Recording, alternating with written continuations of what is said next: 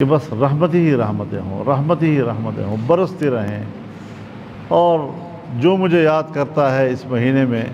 جنت کی طرف جائے، جنت کی طرف جائے، جنت کی طرف جائے، کوئی دوسری بات اس مہینے میں نہ ہو۔ تو یہ جو رحمت کا مہینہ ہے کہ آسمان کے دروازے کھل جاتے ہیں،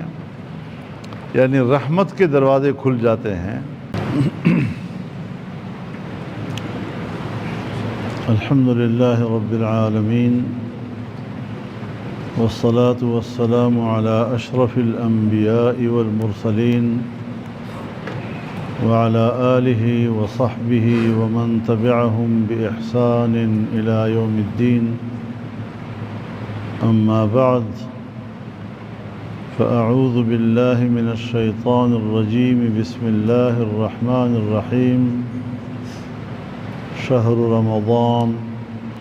الذي أنزل فيه القرآن، صدق الله العظيم۔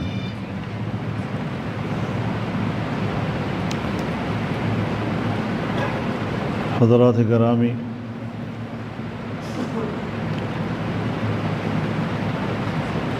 اس مبارک مرحلے میں آپ کی اس مجلس میں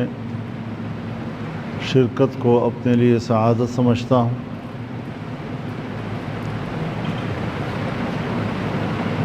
یہ مجلس قرآن کریم کی نسبت سے ہے، اور جناب رسول اللہ صلی اللہ علیہ وسلم کا ارشاد ہے، مجتمع قوم فی بیت من بیوت اللہ یتلون فیہ کتاب اللہ ویتدارسونہ بینہم الا نزلت علیہم السکینہ وغشیتہم الرحمہ وحفتہم الملائکہ وذکرہم اللہ فی من عنده۔ جو لوگ اللہ کے گھر میں اکٹھے ہو جائیں اور پھر وہ قرآن کو پڑھیں اور ایک دوسرے کو سمجھائیں، ان لوگوں پر اللہ تعالیٰ کا پہلا انعام یہ ہوتا ہے کہ ان پر سکینہ نازل کر دیتے ہیں۔ سکینہ، سکون، اطمینان، طمانینت، یہ ضد ہے اضطراب، پریشانی، پراگندگی کا۔ اور علماء فرماتے ہیں کہ سکینہ دل کی اس کیفیت کا نام ہے جس وقت اس پر انوار کا نزول ہو رہا ہوتا ہے۔ اللہ تعالیٰ اس مجلس کے ہر شریک کو، اور جہاں جہاں قرآن کی محفلیں ہو رہی ہیں اور جہاں جہاں مسلمان اس میں شریک ہو رہے ہیں، اللہ تعالیٰ قرآن کے نور سے ان کے دل کو منور فرمائے۔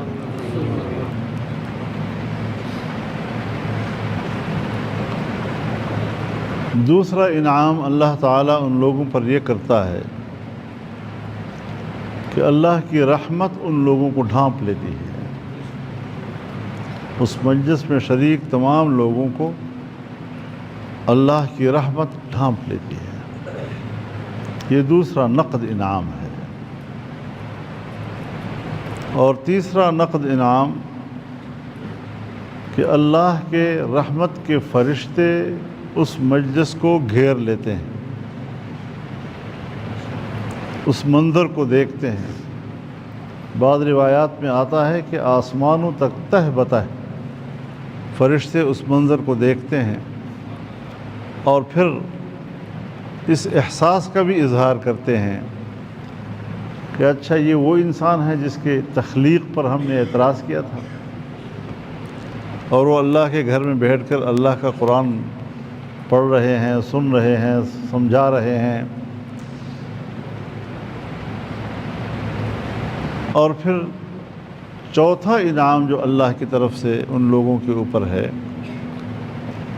وہ یہ ہے کہ جس طرح ہم اپنی مجلس میں یہاں اللہ کو یاد کرتے ہیں، اللہ رب العزت اپنے ماحول میں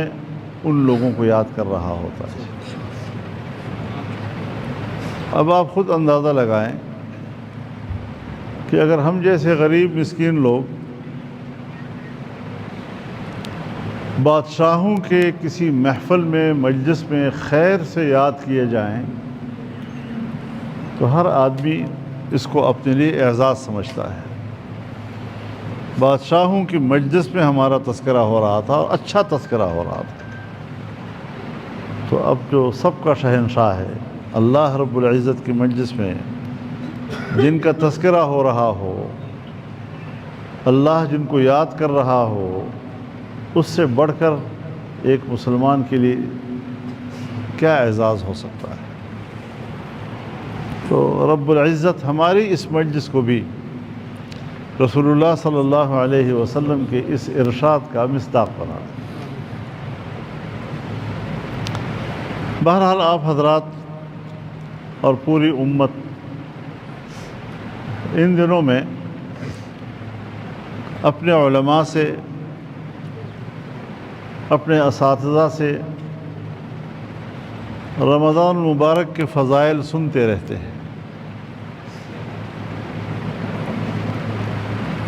کہ جہنم کے تمام دروازے بند ہو جاتے ہیں اور جنت کے تمام دروازے کھل جاتے ہیں۔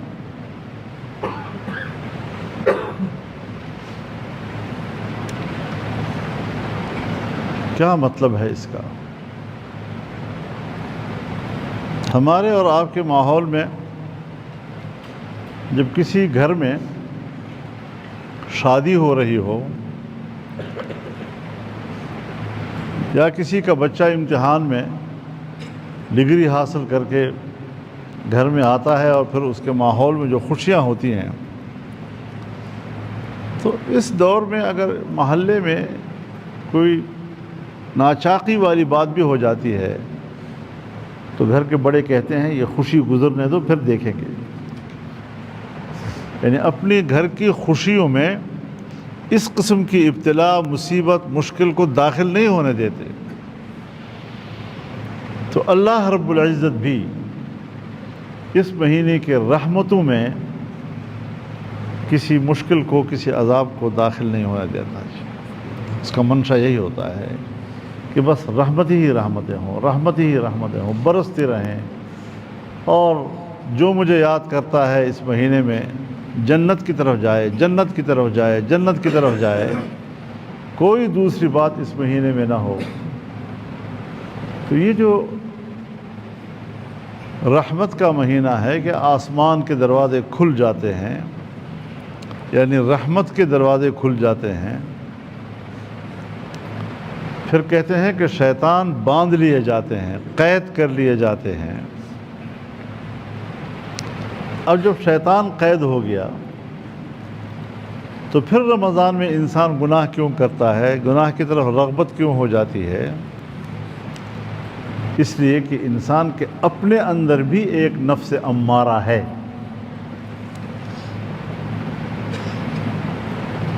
اور اپنا نفس آپ کو خواہش پیدا کرتا ہے اور اس خواہش کی طرف آپ کو لے جاتا ہے، کیونکہ شر دو طرح سے ہے۔ ایک باہر کا شر ہے جو آپ پر حملہ آور ہوتا ہے، ایک اندر کا شر ہے جو نفس کا شر ہے۔ نفس کا شر بہت خطرناک ہے۔ آپ دیکھیں، جب انسان باہر کے شر کی پناہ مانگتا ہے تو اللہ کو ایک صفت سے پکارتا ہے، قل اعوذ برب الفلق، بس ایک صفت سے اللہ کو پکار دیا، من شر ما خلق ومن شر غاسق اذا وقب ومن شر النفاثات في العقد ومن شر حاسد اذا حسد تو باہر کی جو شر ہیں اس سے بچنے کے لیے اور اس سے پناہ لینے کے لیے اللہ کو ایک صفت سے پکارا گیا ہے، لیکن اپنے اندر کا جو شر ہے، من شر الوسواس الخناس الذي يوسوس في صدور الناس من الجنة والناس، اپنے اندر کے شر سے جب آپ پناہ مانگتے ہیں تو اللہ کو 3 صفات سے پکارتے ہیں، قل اعوذ برب الناس ملک الناس الہ الناس من شر الوسواس الخناس۔ اپنے اندر کا جو شر ہے، نفس کا جو شر ہے، وہ اس قدر خطرناک ہے کہ ہمیں اپنے رب کو 3 صفات سے آواز دینی پڑتی ہے، 3 صفات سے ہمیں اللہ کو کی طرف جانا پڑتا ہے۔ تو اس اعتبار سے ایک تو یہ ہے کہ اپنے شر سے بچو، وہ رمضان میں بھی آپ کے ساتھ ہے، تنہائی میں بھی آپ کے ساتھ ہے، جلوت میں بھی آپ کے ساتھ ہے، اور یا اس کا معنی کچھ اور بھی ہے۔ یہ جو شیطان باندھ لیے جاتے ہیں یہ بے اعتبار روزے دار کے ہیں، کہ رمضان کے مہینے کے اعتبار سے نہیں، رمضان کے مہینے میں روزے دار کے ساتھ اس کا تعلق ہے، کہ روزے دار جو ہے وہ اس مہینے میں اللہ کی طرف متوجہ ہو جاتا ہے۔ جب اللہ کی طرف متوجہ ہوتا ہے، سارا دن تلاوت کرتا رہتا ہے، 5 وقت کی نماز باجماعت پڑھتا ہے، تہجد پڑھتا ہے، اوابین پڑھتا ہے، اشراق پڑھتا ہے،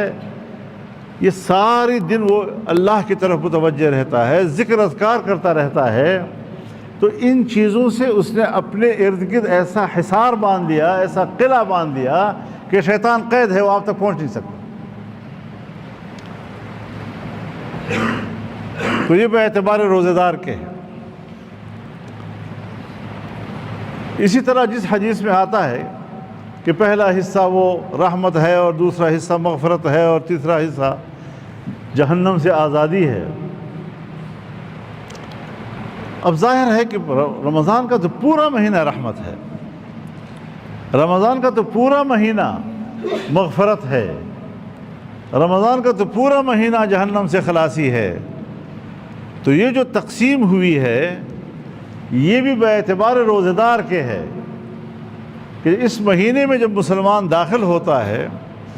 تو بعض لوگ اس مہینے میں داخل ہوتی ہی اتنے پاک ہوتے ہیں، ان کا دامن اتنا صاف ہوتا ہے کہ وہ داخل ہوتی ہی رحمتیں وصول کرنا شروع کر دیتا ہے، رحمتیں سمیٹ لیتا ہے فوری طور پر جی۔ لیکن اگر کسی کے دامن پر کچھ پراگندگی ہو، کچھ چھینٹے اس کو گناہوں کو لگے ہوئے ہوں، تو جب اس مہینے میں وہ داخل ہوتا ہے اور بخشش مانگتا ہے اور معافیاں مانگتا ہے، تو جب وسط تک پہنچتا ہے تو اللہ سے اپنے آپ کو بخشوا لیتا ہے۔ اور کچھ لوگ ایسے ہوتے ہیں کہ اس حد تک وہ گندے ہوتے ہیں کہ ان کا نام جہنمیوں کی لسٹ میں لکھا جاتا ہے، لکھ چکا ہوتا ہے۔ اب ایسا آدمی جب روزے میں داخل ہوا اور اس نے اللہ سے معافیاں مانگنا شروع کر دیا اور روتا رہا، گڑ گڑاتا رہا، یا الہ العالمین مجھ سے یہ گناہ، میری تو زندگی تباہ ہو گئی ہے، میں آپ کے سامنے کس طرح پیش ہوں گا، کس طرح میں منہ دکھاؤں گا تجھے یا اللہ۔ تو جب اول رمضان سے وہ اس کیفیت میں پڑھتا ہے اور معافی مانگتا مانگتا مانگتا جب آخر تک پہنچتا ہے تو جہنم کی لسٹ سے اپنا نام کٹوا دیتا ہے۔ تو اس اعتبار سے بھی ہمیں رمضان المبارک کا فائدہ اٹھانا چاہیے۔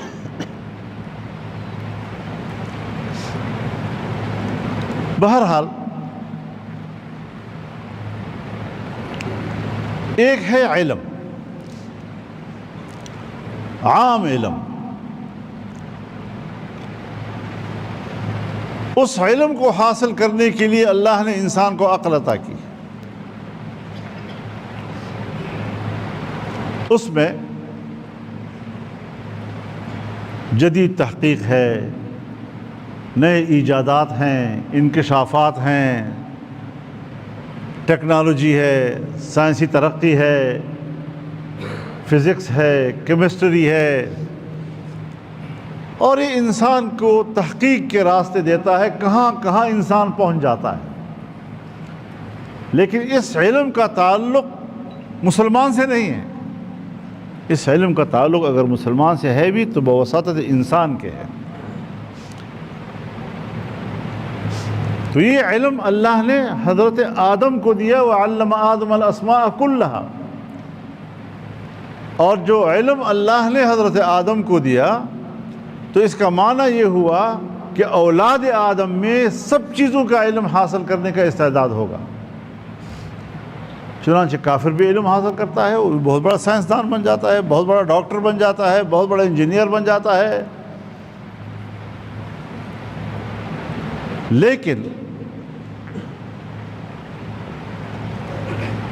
جو خصوصی علم دیا گیا ہے، جس پر اخروی کامیابیوں کا دار و مدار ہے، یعنی ابدی زندگی کی کامیابی کا دار و مدار ہے، جو ذریعہ نجات ہے آخرت میں، وہ خاص علم ہے علم القرآن، قرآن کا علم دے دیا۔